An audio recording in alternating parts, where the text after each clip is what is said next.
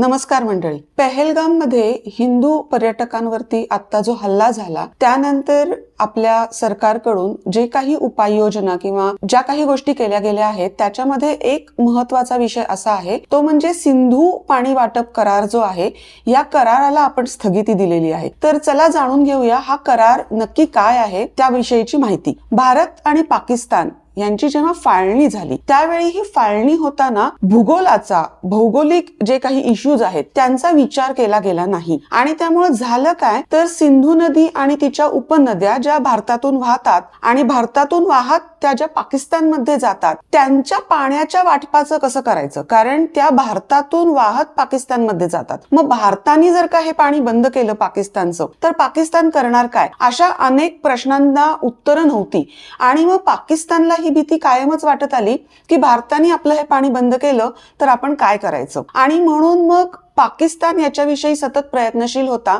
हा विषय पाकिस्तानने युनायटेड नेशन्सकडे नेला. युनायटेड नेशन्सकडे हा विषय नेल्यानंतर युनायटेड नेशन्सनी जागतिक बँक आपली जी आहे त्या जागतिक बँकेला सांगितलं की भारत आणि पाकिस्तान यांच्यामध्ये तुम्ही काहीतरी मध्यस्थी करा आणि या प्रश्नावरती काहीतरी तोडगा शोधून काढा. जवळजवळ 7 ते 8 वर्ष तोडगा काढण्यासाठी जागतिक बँकेने प्रयत्न केले आणि शेवटी 19 सप्टेंबर 1960 या दिवशी कराची या ठिकाणी आपले पंतप्रधान त्यावेळेचे पंतप्रधान पंडित जवाहरलाल नेहरू आणि पाकिस्तान तर्फे राष्ट्राध्यक्ष अयूब खान यांनी या करारावरती सही केली. मग आता या करारामध्ये काय लिहिलंय तर या कराराप्रमाणे पूर्वेकडच्या नद्या म्हणजे आपण जेव्हा सिंधू नदीचा विचार करतो आणि तिच्या उपनद्यांचा विचार करतो त्यावेळी ज्या पूर्वेकडच्या नद्या आहेत म्हणजे बियास, रावी आणि सतलज या नद्यांवरती भारताचा कंट्रोल आहे असं ठरवण्यात आलं आणि ज्या पश्चिमेकडच्या नद्या आहेत त्या म्हणजे सिंधू, चिनाब आणि झेलम याच्यावरती पाकिस्तानचा कंट्रोल राहील असं सांगण्यात आलं. आता पाकिस्तानचा कंट्रोल राहील म्हणजे काय तर ह्या नद्या जरी भारतातून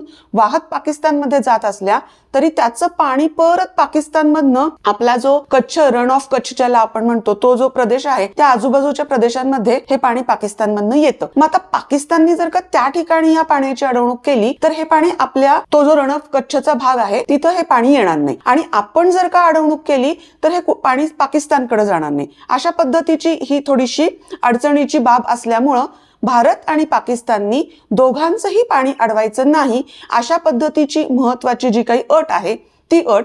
आणि जर का तुम्हाला तुमच्या हद्दीतल्या ज्या काही नद्या आहेत त्यांच्यावरती काही प्रकल्प उभे करायचे असतील, त्या पाण्याचा काही वापर करायचा असेल किंवा पाण्याच्या वापराचं जी काही टक्केवारी आहे ही सगळी जी आहे ही या सिंधू करारामध्ये सांगितली गेलेली आहे. मी आता सांगितलं तसं हा सिंधू करार झाला त्या दिवसापासून आजपर्यंत भारत आणि पाकिस्तानमध्ये अनेकदा युद्ध झाली. भारत आणि पाकिस्तानमध्ये सतत तेढ किंवा सतत कुठल्या ना कुठल्या तरी अडचणी तर निर्माण होतच असतात. असं असताना सुद्धा आजपर्यंत हा करार आपल्याकडनं तरी पाळला गेलेला आहे. पाकिस्ताननी जेव्हा आयबॉड हा जो प्रोजेक्ट त्यांच्या इथे केला तो प्रोजेक्ट करताना भारताची संमती घेतली नव्हती आणि वास्तविक पाहता त्या प्रोजेक्टमध्ये या कराराच्या काही अटींचा भंग देखील होत होता. असं असताना देखील पाकिस्तानने तो प्रोजेक्ट केला आणि आपण ज्या ज्या वेळेला काही प्रोजेक्ट करायचा प्रयत्न केला त्यावेळी कराराचा भंग होत नसताना सुद्धा पाकिस्तानने त्याच्याविषयी आरडाओरडा केला. तर आता जी काही परिस्थिती निर्माण झालेली आहे त्याच्यामध्ये पाकिस्तानला कठोर इशारा म्हणून आपण ह्या कराराला स्थगिती दिलेली आहे. ज्या वेळेला आपल्याकडे 19 साली पुलवामाचा हल्ला झाला त्याच्यानंतरच खरं सांगायचं तर गोष्टी थोड्याशा बदलायला सुरुवात झालेली आहे. या कराराअंतर्गत IWT कमिशनची स्थापना झालेली आहे आणि ह्या कमिशननी दरवर्षी भेटायचं असं ठरलेलं आहे. मात्र 2019 नंतर ह्या ज्या काही मीटिंग्ज आहेत त्याच्यामध्ये आता विस्कळीतपणा आलेला आहे, त्या दरवर्षी होत नाहीयेत. या कराराला स्थगिती दिल्यामुळे पाकिस्तानवरती काय परिणाम होणार तर मी मगाशी म्हणलं तसं की ह्या नद्या भारतातनं वाहत पाकिस्तानमध्ये जातात.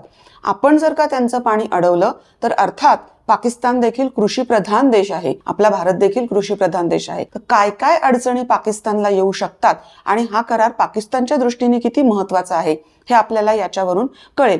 इतके दिवस आपण खूपच मवाळ भूमिका स्वीकारलेली होती, मात्र आता ही जी काही आपण स्टेप घेतलेली आहे, ही जी काही आपण पावलं उचललेली आहेत ती नक्कीच काहीशी ज्याला आपण म्हणूयात की कडक भूमिका भारताने स्वीकारलेली आहे. तर बघूयात याच्या पुढे काय होतंय, कारण पाकिस्तान याच्याविषयी नक्कीच आंतरराष्ट्रीय जो काही बोर्ड असतो, आंतरराष्ट्रीय लवाद असतो किंवा जिथे जिथे पाकिस्तानला याच्याविषयी त्यांचं म्हणणं मांडता येईल त्या ठिकाणी त्यांचं हे म्हणणं नक्कीच मांडतील. याच्यावरती आंतरराष्ट्रीय स्तरावरून भारतावरती काही दबाव येऊ शकतो का नाही येऊ शकणार, कोण कोणाला मदत करेल, या सगळ्या गोष्टी येणारा काळ आपल्याला नक्कीच सांगेल. अशाच पद्धतीचे कायदेशीर माहिती आपल्याला जर हवी असेल तर माझे हे जे व्हिडिओज आहेत या व्हिडिओजना लाईक करा. माझ्या YouTube चॅनलची माहिती तुमच्या मित्रमंडळींपर्यंत तसेच तुमच्या नातेवाईकांच्या पर्यंत जरूर पोहोचवा आणि माझ्या YouTube चॅनलला सबस्क्राईब देखील जरूर करा. धन्यवाद.